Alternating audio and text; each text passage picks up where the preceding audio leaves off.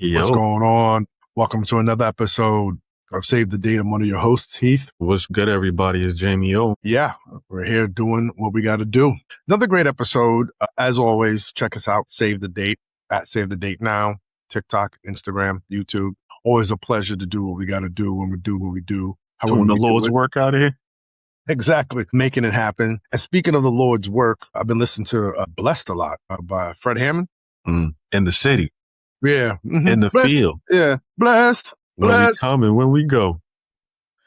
That's a wonderful message It is. of hope to people out there, not to get off track, but it's a wonderful message of hope to know that whether you're coming or going, God's got angels of protection around you, even if you don't feel it, if you don't see it. Absolutely. Yeah. Making it pop. So with that said, today's episode is really going to be about a picadillo or issue that I have with the larger dating industry, but more importantly about how people formulate and create their own dating practice, their own dating and mating practice. And namely, it's about being aware of the stories of others. So one of the things Jay and I talk about when we discuss dating is you'll go out and meet somebody, and many people do, and will start dating somebody. And what they try to do sometimes when they're unsure of themselves, insecure in what they are, who they will try to locate themselves in someone else's story instead of realizing and focusing on the fact they haven't located themselves in their own story. And when that happens, when you operate from a space of insecurity and you are unaware,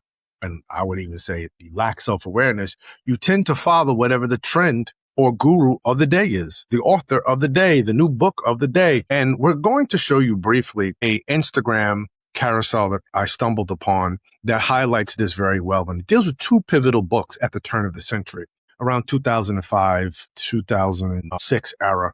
And one was Neil Strauss, The Game, which became a popular book for young men learning how to meet women and the art and craft of pickup artistry. And the other one was Eat, Pray, Love. And the author's name just escapes right now. I know it's Aaron Gilbert. Yeah, Gilbert. And what this person does with this carousel is highlight the major impact these books had at the time, which they did. I mean, I didn't read The Game until later on, maybe 10, 12 years later. But when you remember talking to people about The Game, and someone who had read it was talking about negging and the power of negging. And I remember Eat, Pray, Love was all over the broadcast media, emergent social media at the time. That's back in the day, MySpace. Shout out to Tom, trying to make a comeback. And it changed how people saw relationships, and it changed how people saw themselves. But what's so masterful about this carousel is the author starts to show what really happened to both authors after they dropped those books. Intense levels of fame, intense levels of positive feedback, some criticism,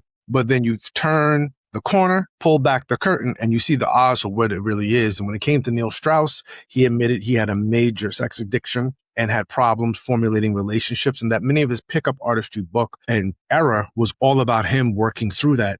So Neil Strauss, after a while, admits that he has a major sex addiction and all of the issues that came from him becoming popular and also what he was dealing with while he wrote The Game. So that was a curtain pull where people are now learning, wait a minute, this guy who became this pickup artist guru is now showing us and telling us there's a major issue going on when he wrote the book. The creator of the carousel also highlights how Erin Gilbert has a lot of missteps herself and basically comes out and says that she's addicted to love and emotional attachments and has her own issues with dating a dying friend, and then the dying friend becomes an addict, and Erin Gilbert was involved in all that. And the purpose of the carousel was to highlight the highs of what these books were advocating for, and then the real lows that both authors were living through, even when they were creating these books. So yeah, there's a high that all of us got into as far as let me try these techniques from the game pickup artist community. Let me join a pickup artist community wherever I live in respective United States or across the globe, or Eat, Pray, Love. Let me think about how I can pivot from my family, pivot from myself, and get into what matters to me, only to find out that both authors authored their works while they were high, yet they were really low. And more importantly, that the information they were giving you was coming from, if we want to say this, living through an addictive lens, dressing with their addictive behaviors, packaging it as marketing material for individuals to use when it comes to dating. And so the long road is you have to be aware of how insecure you are or how secure you are when you're starting to look at and make the impacts around your dating choices and how you date and what is the information you rely on when you date. Jay, can you just pull up that carousel? Yeah, so here we go. Just opening go. A sex addict wrote the playbook for how men pursue women, and a love addict wrote the playbook for how women leave them. And so we're just going to open it up and talk about this whole phenomena because the reason why Jay and I wanted to do this episode was not to impugn either author, not to judge them, but to talk about the process of how we rely on quote unquote gurus, pundits, scholars, in some cases, to lead us into the truth or the light about love, dating, marriage, and long-term commitment. But in many cases, what we discover is it is impossible for even a well-trained, educated, erudite individual to lead us into the truth. And it definitely is the case that a scammer, because when I'm calling these guys scammers, but we are aware of scammers are not able to, give us any insight into what it really means to be in love. Yeah, so let's just go through this carousel really briefly. For those who don't know, the game really talked about how to hack into the nervous system of a woman that you're trying to speak into. You go to the next slide, Jay. And what it taught is gave people who were not confident speaking to women a process and a system to do so. You can go to the next slide. No, sorry. Yeah, so talking about Eat, Pray, Love, the biggest thing was about escaping, taking away where you're at and going to where you want to be by any means necessary. I think the challenge with that book was that many people felt that it was showing people how to abandon their responsibilities to find themselves as opposed to finding yourself in the midst of your responsibilities, which is one argument that people can make about the book. Again, I didn't read that book. I read the game, so I'm not going to focus so much on Eat, Pray, Love because I want to be generous to the author, and I want to be charitable to my experience, which is the fact that I haven't read the book. I'm familiar with it, but haven't delved deep. But more importantly about this carousel is, can you go to just a little bit further? I just want to show where they talk about one more. I'm sorry. Yeah. So what Gilbert described as spiritual awakening looks in clinical hindsight like a love addiction cycle. The high of new connection floods the body with dopamine. The world sharpens. Everything feels meaningful. None of it is yet love. It's activation. Go to the next one. So this idea that with Neil Strauss's book, many of us were taught to manage the person we're with. And there was another quote there that I had Jamie go over, but I looked over this, so I remembered it. Just as far as I don't feel loved, I felt managed. I knew this person, who partnered with me, who was this pickup artist, knew how to manage me, not necessarily lead and love me. And I think that's a really, really important point. And what the author of this carousel does is situate it in a larger state of where we're at now with the obviously precipitous rise, with the major rise of disconnection and disaffection that's gripping American dating life. We are at a place where we're hurt, we're confused, and what is really starting to become apparent with these negative trends? Well, one is people aren't getting married. Two, people aren't having children. We know that leads to population decline, which also leads to nation decline on all categories and levels.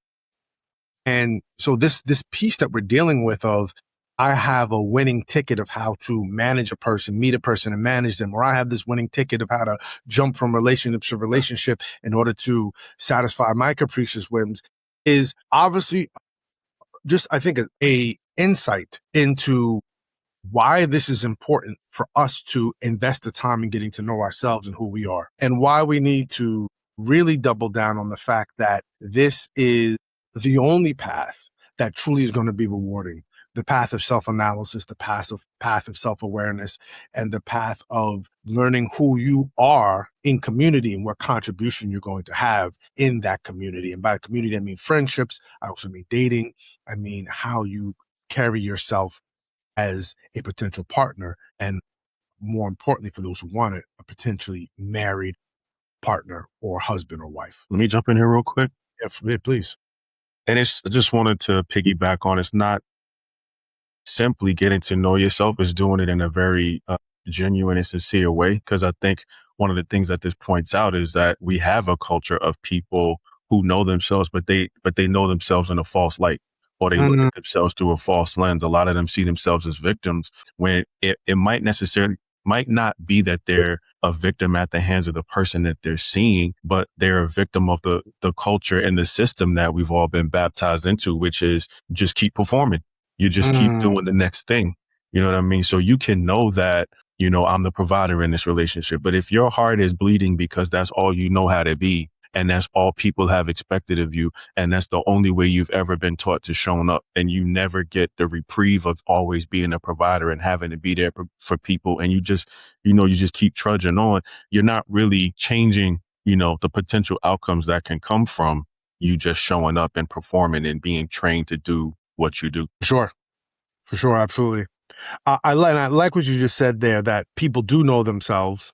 And that is a counterpoint to what I was saying. It's just they know themselves along a line that's false, with false information. So they basically created a caricature of who they are and believe that's real. Can you go back to that previous slide? I wanted to read that. Yeah. This is really powerful. Mm-hmm. The person's making a point about where we are at now as partners and as people exploring dating and mating in the 21st century. Now now that we are quarter to the 21st century. We have more psychological vocabulary for relationships than any generation in history. Boundaries, attachment styles, love languages, nervous system regulation, trauma bonding. And we are more disconnected than ever. We have extraordinary language for connection and bodies that are more defended, more disassociated, more touch-starved than any I have seen in my years of practice. We relate from the neck up, fluent in the vocabulary of connection, illiterate in the embodied experience of it. And this is by, I want to give a shout out to this creator. It's Ali Ailey Jolie. Yeah. Ailey Jolie. Thank you so much for publishing. We'll give, credits in our liner notes of this episode. But this is just really spot on. And we've talked about this on the podcast before. We have all this language. We have all this, I think, vocabulary, as she so eloquently stated, all these techniques, but nothing's connecting anymore. It's like we're oversaturated or too regulated around how to engage and form and connect. And that alone is its own burden that we now have to sift through, in addition to the traumas and the real issues that we are bringing to the table. Now, that doesn't mean that we shouldn't have attachment styles. That doesn't mean we shouldn't have this information. But how do we have this information yet we're unhappy?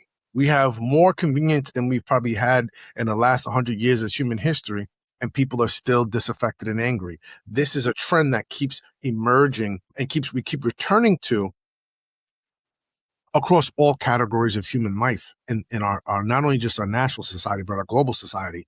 We are seeing that we are unable to feel and be satisfied. And I take that pregnant pause because I want to recall something Jay said about the story of Adam and Eve. And this is for those, no matter where you are, you're a descendant of the Abrahamic religions or you're not, that's fine. But the story of Adam and Eve is very impactful because Jay would say, this is a story of two people who had everything they needed, yet they needed more. How could you have everything you need and still be dissatisfied? Yet this particular issue that they had is being seen everyday life. People have everything they need, in some cases everything they want, and they're unhappy.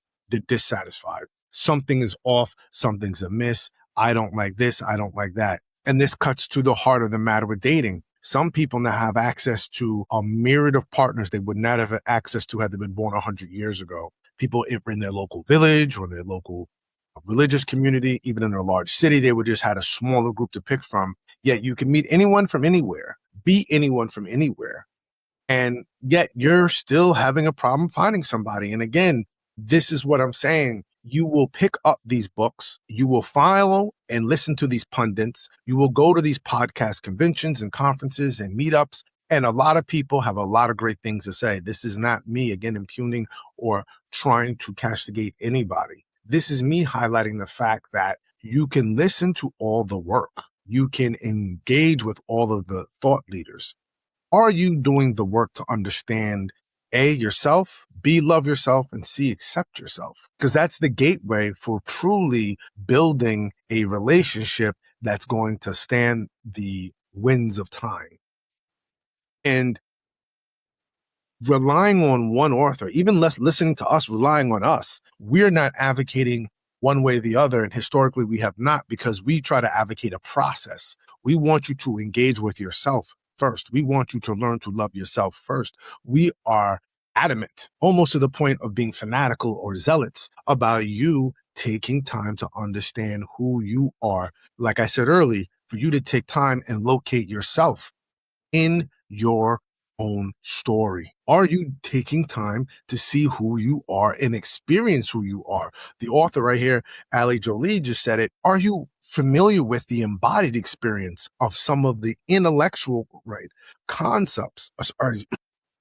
It's repetitive in some of the concepts that you're discussing and talking about at dinner, in group chats, or with some of the people who listen to the podcast you listen to, or peruse or review the literature you review.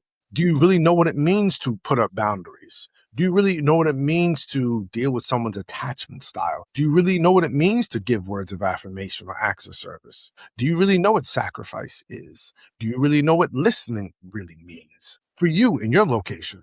Social location. Yeah. And I think I would say the other part of that is when you can say that you know how to, define something for yourself, it's also, are you open to someone else's definition? And then how can you put those two together to coexist in a space or in a relationship, which is what we're talking about. Mm-hmm. I agree. Yeah. Because you have to put them in conversation in order to thrive and connect. Yeah. You have to be able to share space. You have to be able to compromise. You have to be able to take the time to really bond and think about who you are and what you are if you truly want to thrive. And that is, I think, the problem that many of us are having. We don't know how to share space. We don't know how to take time to love ourselves. And then, of course, if we're not loving ourselves, how could you truly entertain and love someone else? Yeah.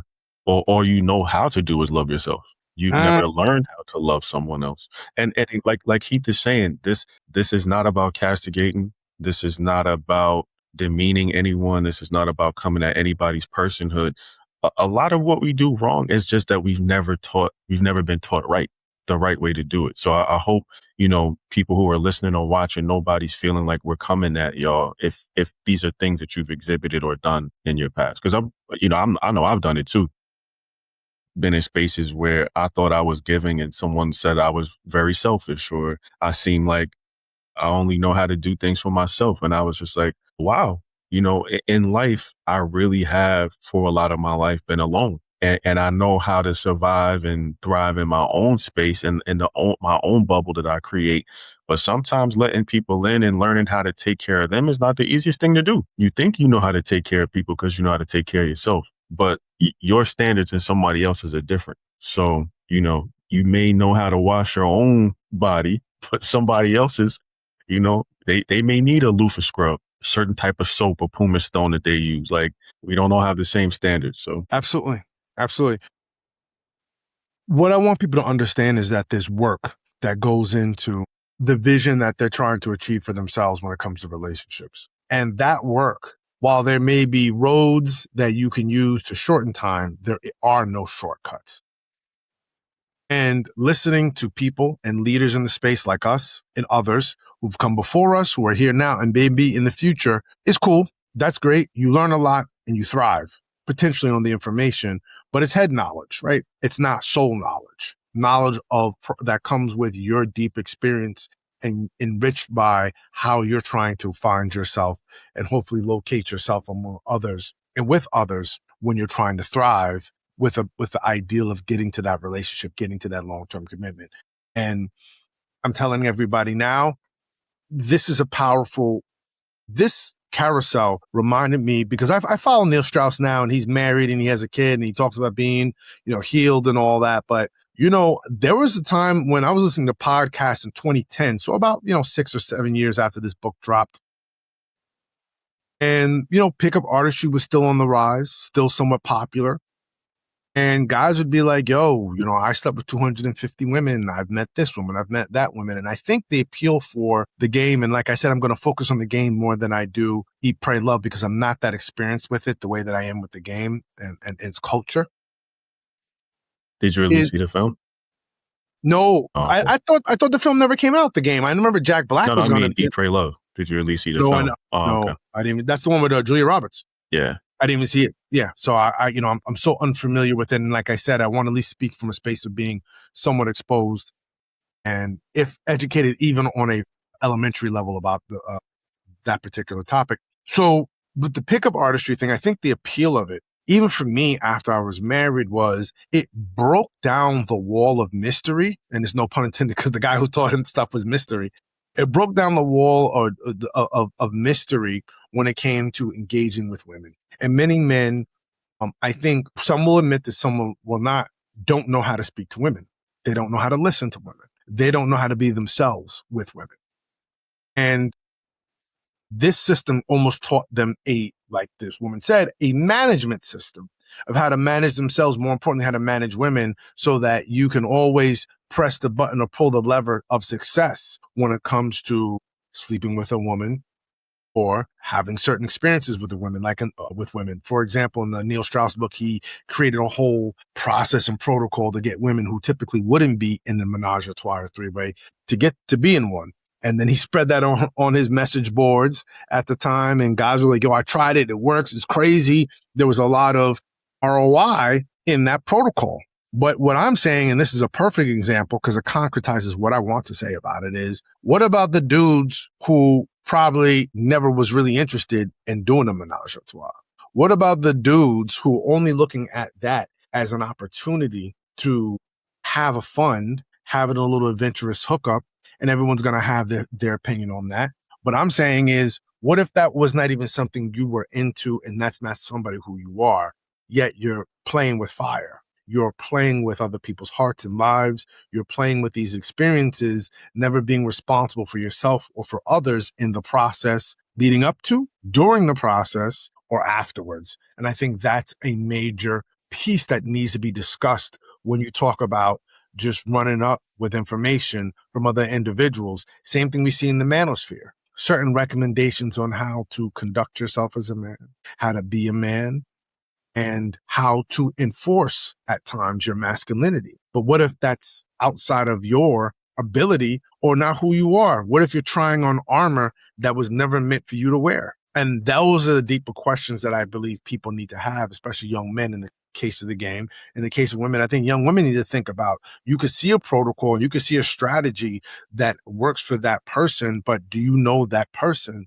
And does that strategy work for you? Because sometimes you're not going to find out the true story of who that person is till 5, 10, 20 years later, and you've been following their advice. So what is your system or process for processing advice? What is your system or process of analyzing that information and seeing how it fits into your system? Yeah, I think that part is tough because when people see success, they're going to try to copy and paste. Yes. And that was big during, I would say, 2000 to 2008, before the collapse, the Great Recession.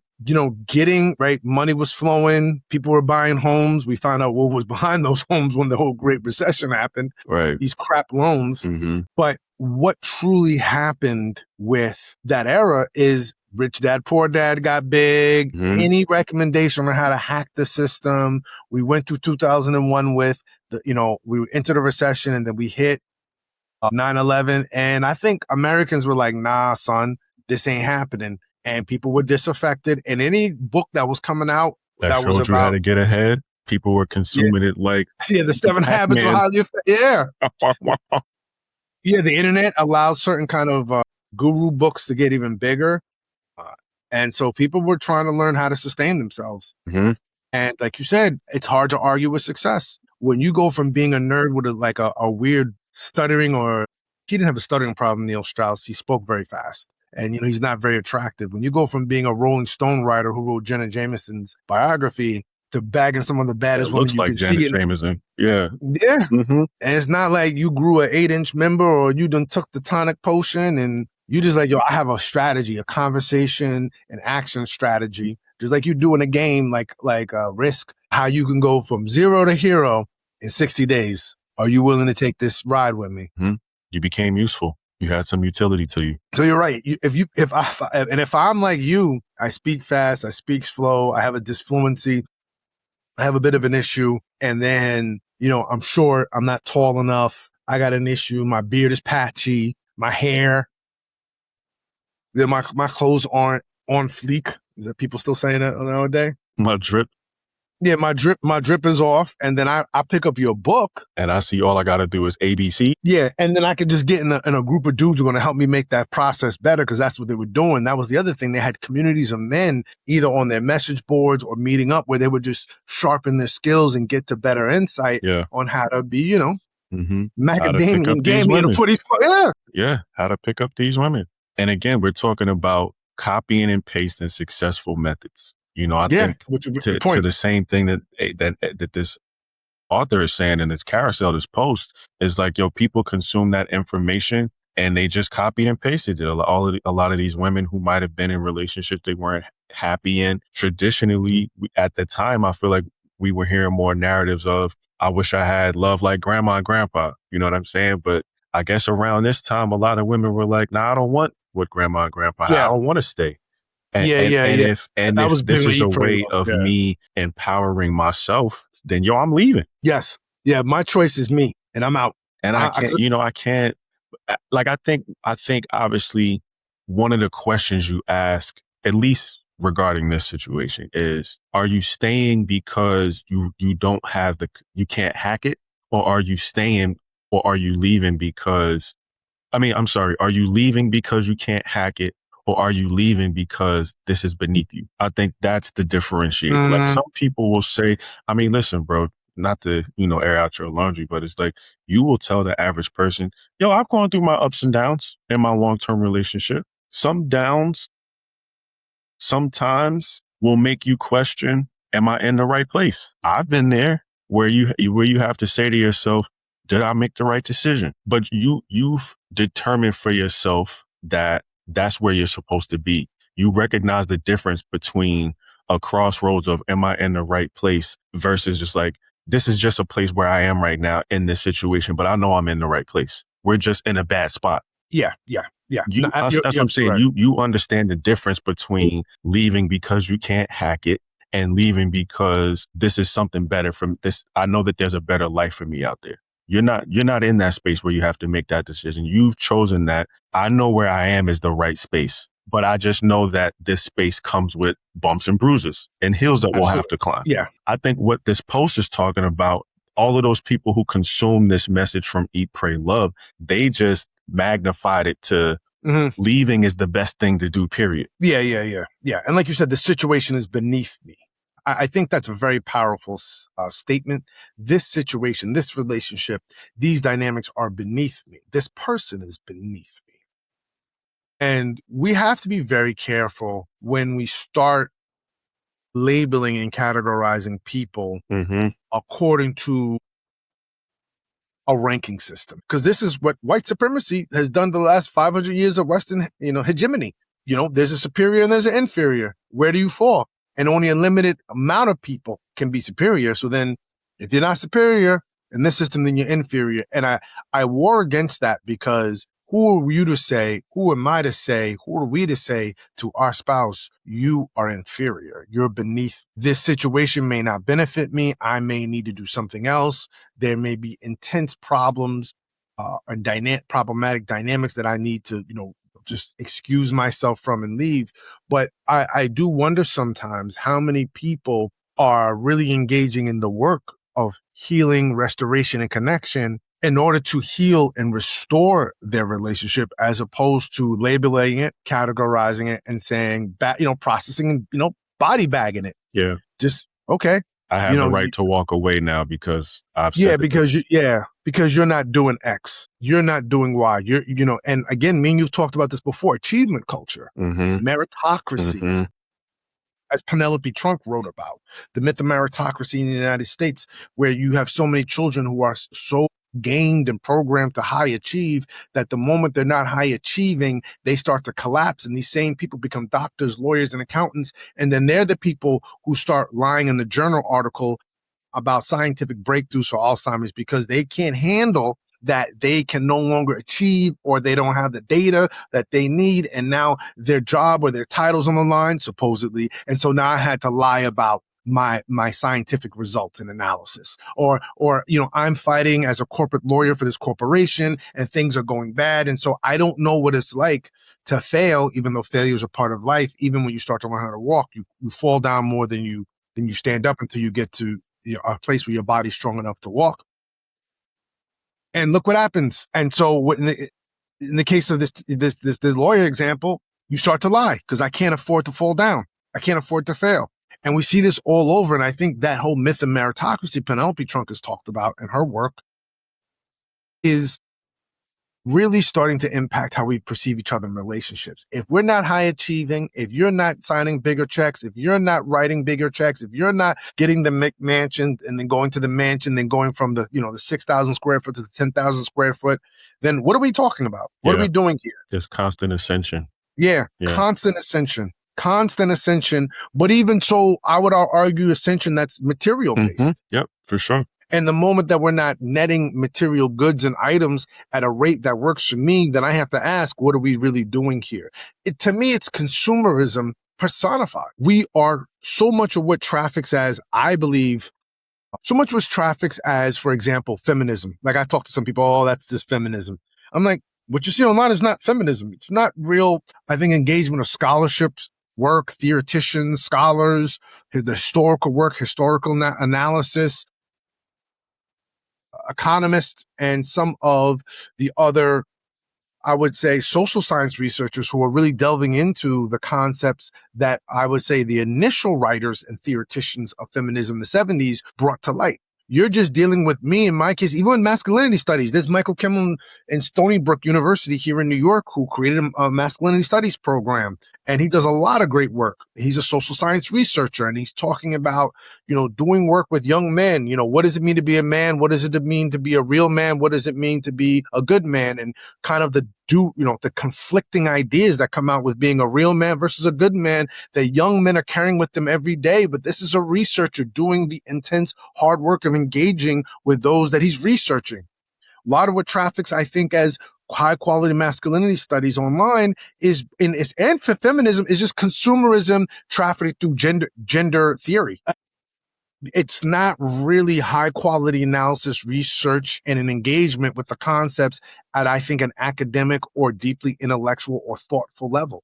It's just consumerism. And you hear it because it all comes down to what I want. And if I don't have what I want and what I believe I should have, then I can move on. And that's what I do when I go to the store at Best Buy and I can't find the headphones I want. I'll take myself over to Target or I'll go online and look on Amazon. That is how I shop for headphones because they're things. They're inanimate objects, and I need to find what works for me, what works for my head shape, my size, my ear comfort level, and the kind of music experience that I want, like the audiophile experience I want with these headphones. I can't do that with my partner. The moment you don't give me what I want, I can go shopping somewhere else so I can find somebody with the bunda that meets my criteria, someone with the top that meets my criteria, someone with the salary, someone with the patience, some with the status. And we just keep adding, keep going on and the on. laundry list of demands. And so I think a lot of what we're dealing with now is consumerism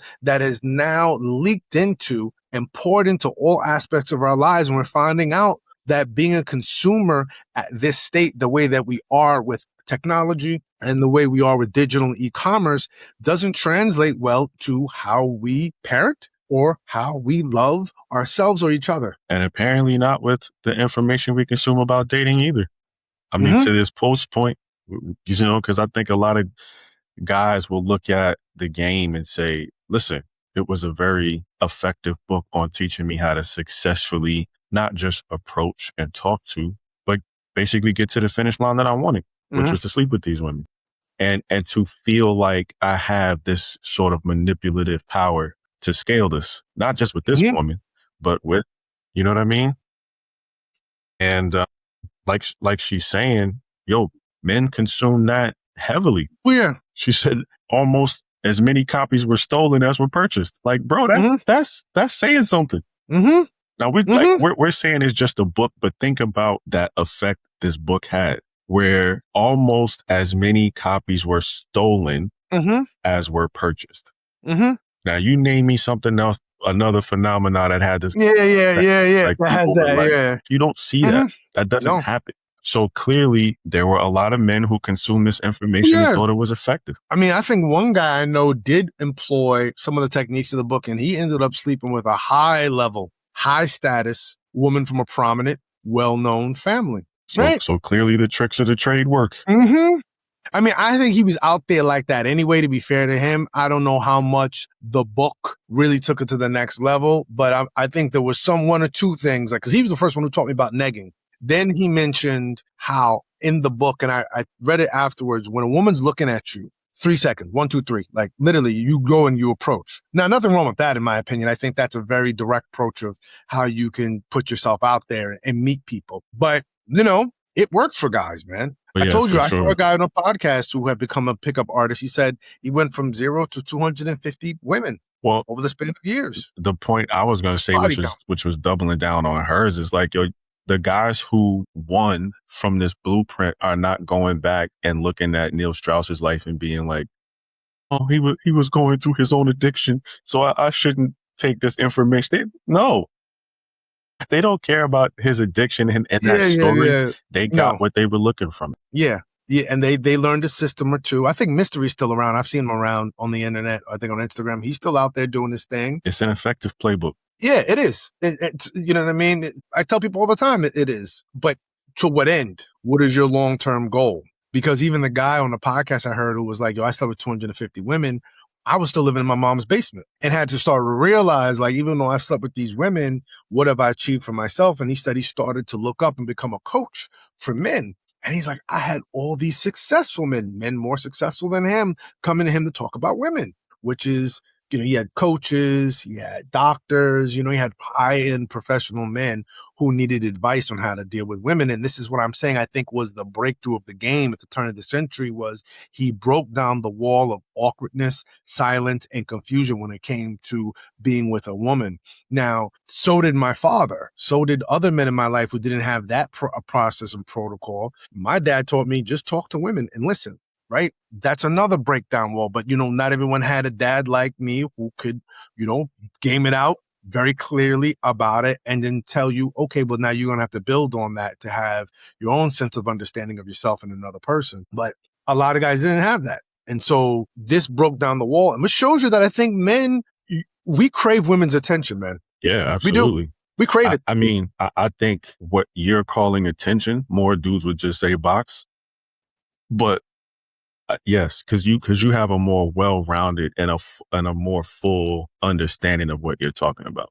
You engage with women the way you're talking about right now because you appreciate that attention. Them talking to you, the dialogue, the back and forth. We're not, a lot of these guys who consume this book, it's not the attention that they crave, bro. I said, I want to run these numbers off. It's that home base. Part of my job. It's that Barry Bonds.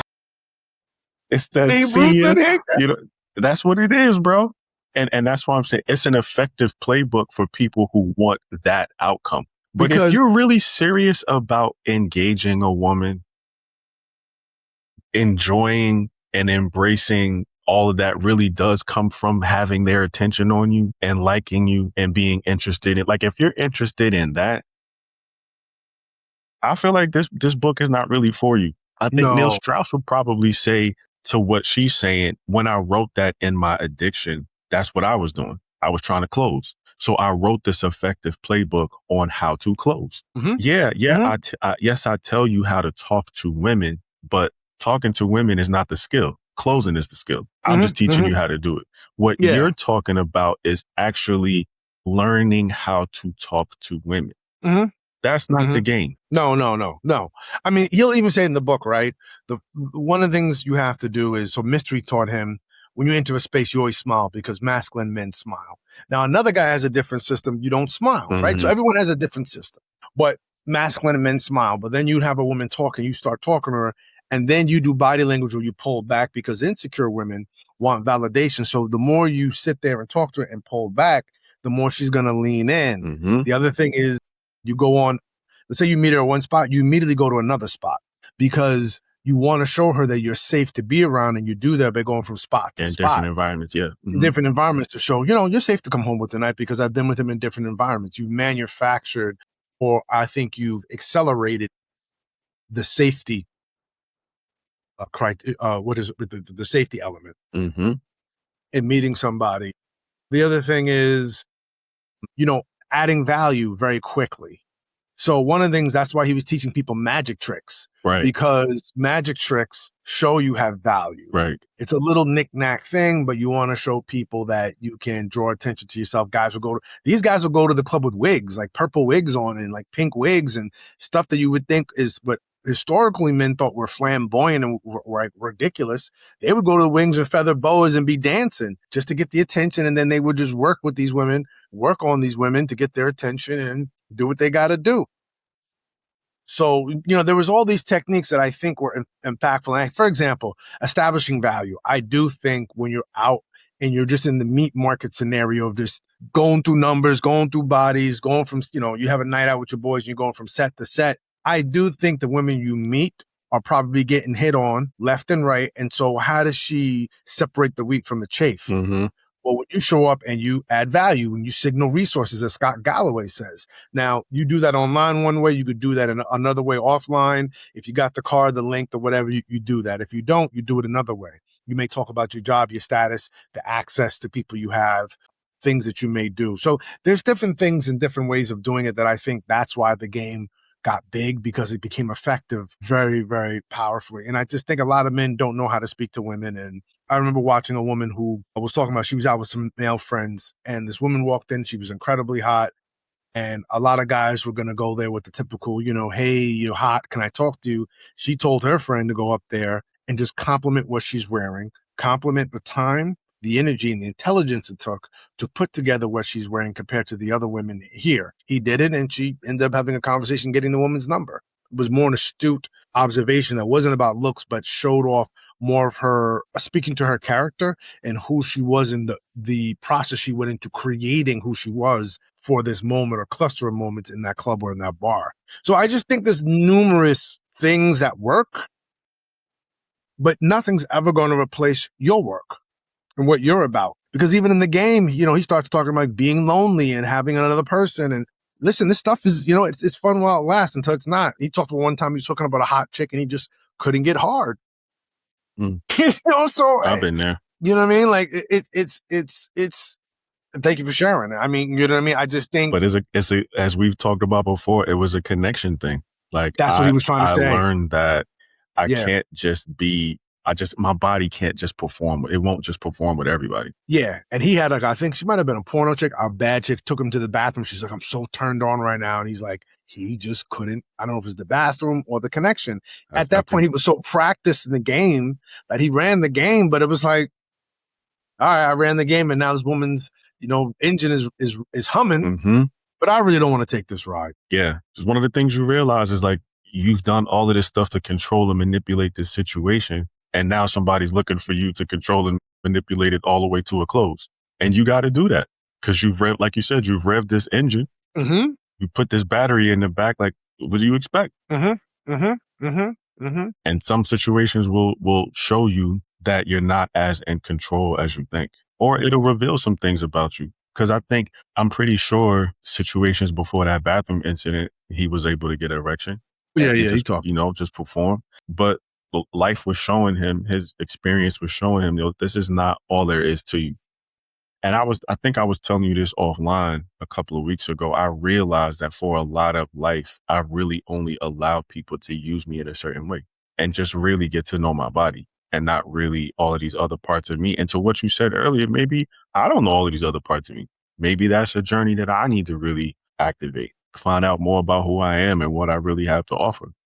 Because listen, I've been told in a myriad of ways, the ways that I know how to use my body to make people like me, but I don't know if I've ever really opened my heart enough for somebody to be wowed by that. I don't know.